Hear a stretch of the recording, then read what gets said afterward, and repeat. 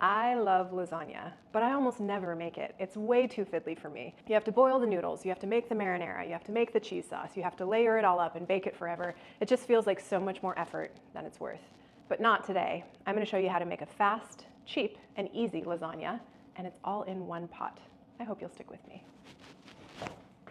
Hey there, welcome back to my kitchen. I'm really happy to have you here today. Today is another affordable, easy, one-pot meal, but this time we're making lasagna.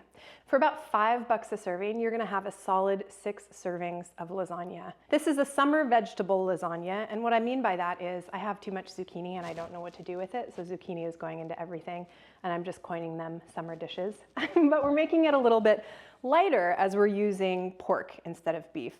You can very easily make this vegetarian. Just leave the meat out and you'll still have so much bulk from all of the veggies, the delicious tomatoes that we're using, and the cheese that goes in at the end. This one is so much easier and faster than a traditional lasagna because we're cheating just a little bit. We're breaking our noodles and cooking them directly in our marinara sauce instead of pre-cooking them, layering them, and then baking them in the oven. So this one is totally on the stovetop except for a couple minutes under the broiler just to get that cheese nice and bubbly right at the end. No special tools or equipment necessary for this one except a really big skillet. We'll see how much we can fit into mine. And the only thing left is to get into it. So let's get going. The first thing I'm gonna do is get our sausage browning on the stove. Again, you can use ground beef, you could use lamb or turkey or chicken.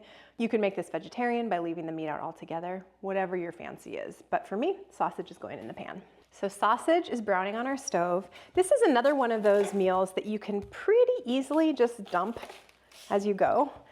So as I start chopping things up, I'll probably transfer them into a bowl and then transfer them right in with my meat mixture.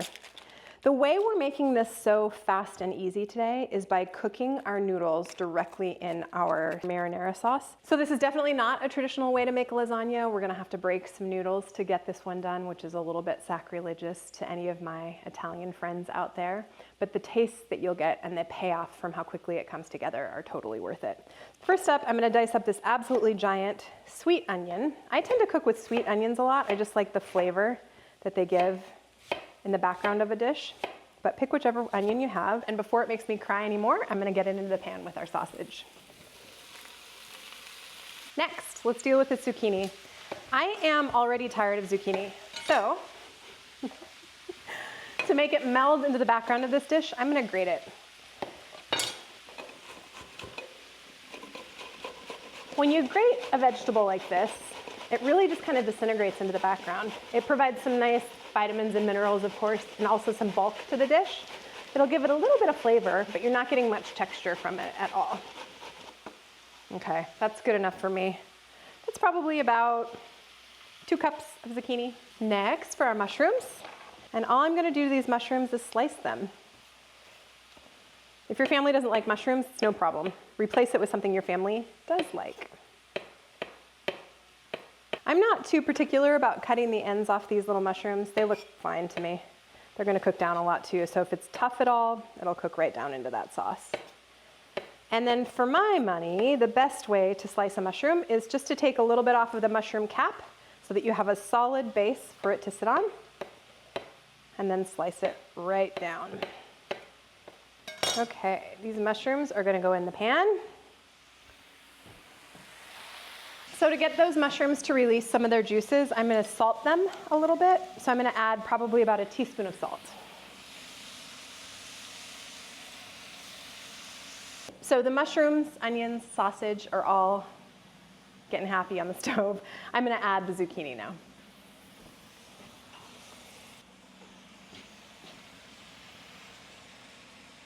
Okay, zucchini is in.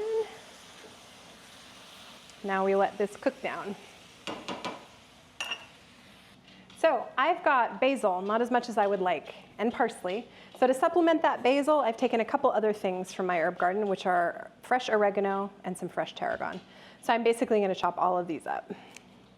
You can use in this dish kind of whatever herbs you want. If you don't have fresh herbs, that's okay, it's no problem. Feel free to use your spice drawer liberally. Other things that might be nice in this, they're a little bit less summery, but you could put some rosemary in it. I always like tarragon and everything, so you could bump up the tarragon. You could just go with parsley or just go with basil.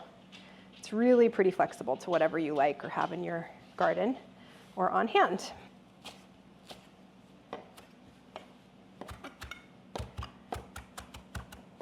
So the theme today is apparently picking vessels that are too small for their contents.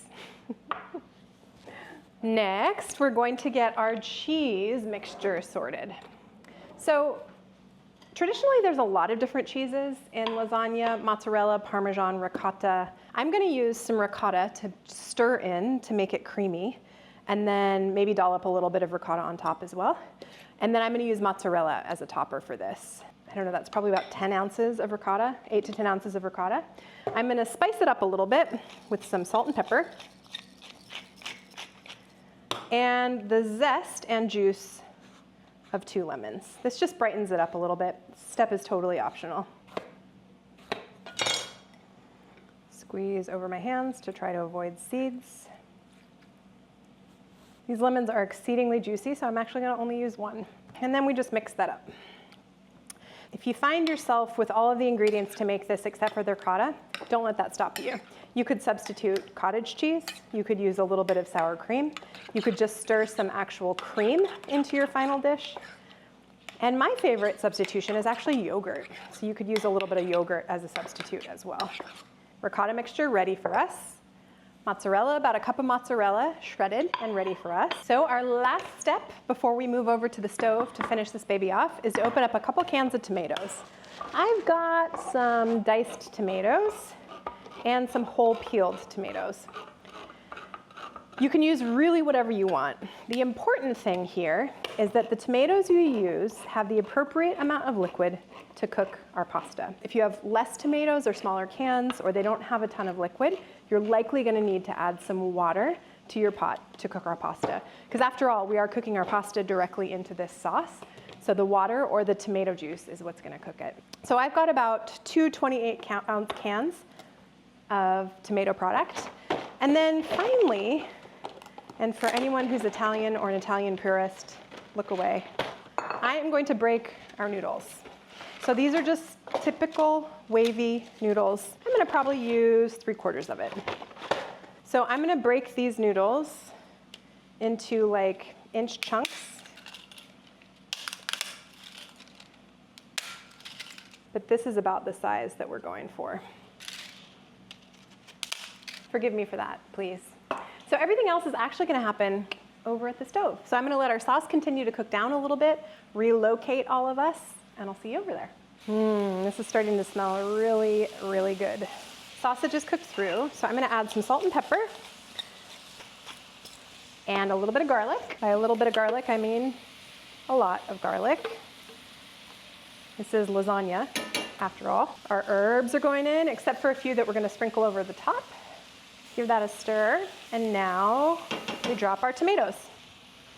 So one of these is diced tomatoes, and one of these is whole tomatoes. The whole tomatoes I'm going to crush a little bit with my hands.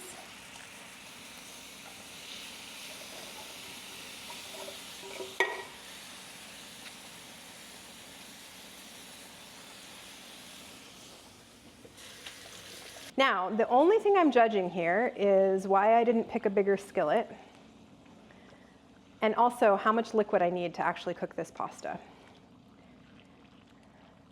So I'm going to go ahead and just drop our pasta in what I've got. But I'm going to watch this as it goes, because the pasta is going to absorb some of the water. We don't want a dry skillet. We want enough liquid to cook the pasta.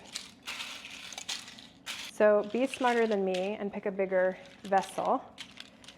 But what we're trying to do is nestle our pasta down into this red sauce. Notice anything different? My pan was way too small for what we had going on there. So for me, this is a 2-pot meal. You can be smarter and make a better choice than I did at the beginning. Make it a 1-pot meal. I'm gonna drop the rest of it.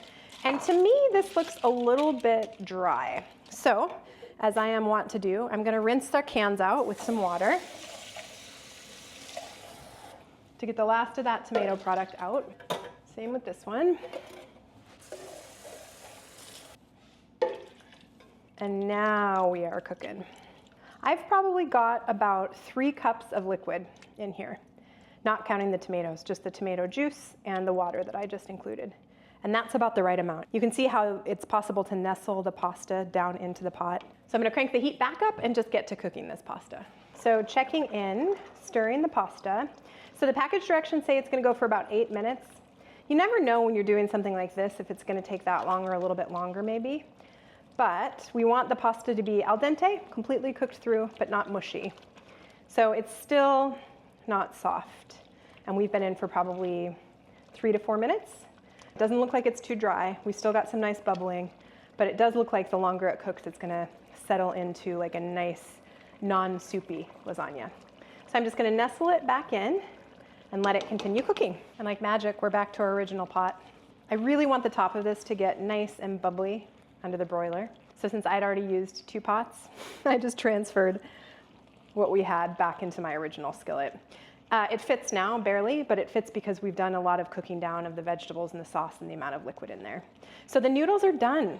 Almost ready to go into the broiler for its final step. First, I'm gonna stir in about half of our ricotta mixture,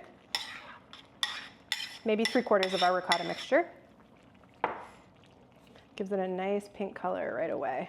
Now, the very last step is to dollop the rest of our ricotta mixture on top and to cover with mozzarella cheese.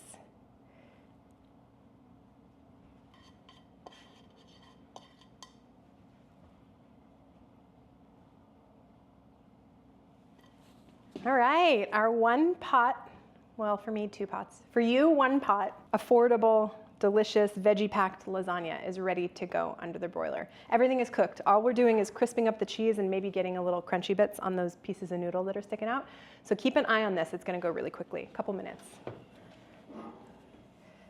Oh my goodness. Are you kidding me? This looks absolutely amazing. Bubbly cheese. I've added some herbs. I'd say this is closer to 8 servings, but you'll have to tell me in the comments if you decide to make it. It took about 3 minutes under the broiler.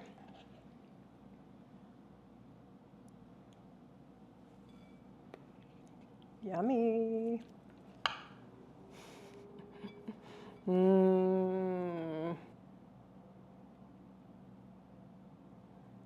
Yet another casserole that is not nearly as impressive to look at as it will be to eat. This is still pretty hot, so chances are good I'm gonna scald my mouth.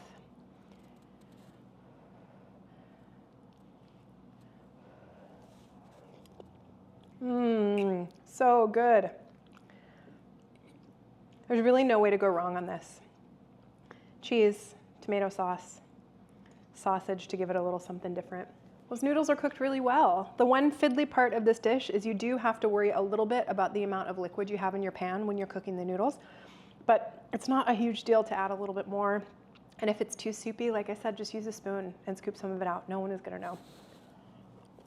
Don't forget that you can add a lot of different vegetables to this to bulk it up. Lots of different things you can do with this to turn it into a hearty dinner without the meat. So consider making it vegetarian, or to bump it up to serve a lot more people if you need to. Add some more tomato sauce and some more veggies, and you've got a lasagna that will really extend. This is a delicious one.